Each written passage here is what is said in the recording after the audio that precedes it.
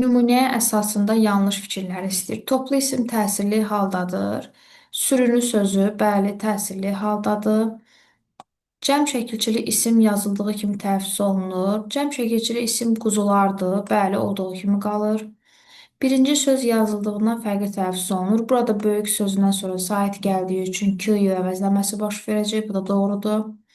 İsimlər adlı haldadır. Quzular adlı haldadır, lakin sürünü sözü isim olub təsirli haldadır. Ona görə cavabımız bu variantdır. Bütün sözlər ahəng qanuna tabe olur. Bu da doğru fikirdir. Sözlərin hər birində ahəng qanunu gözlənilir.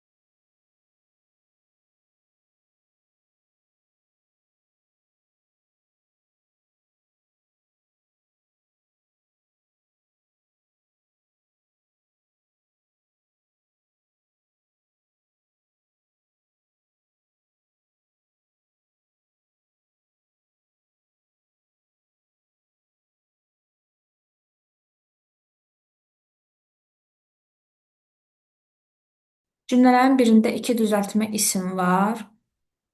Birinci cümləmizdə sadəcə gənclik sözüdür. İkincidə düzəltmə isim yoxdur, güclü sözü sifətdir.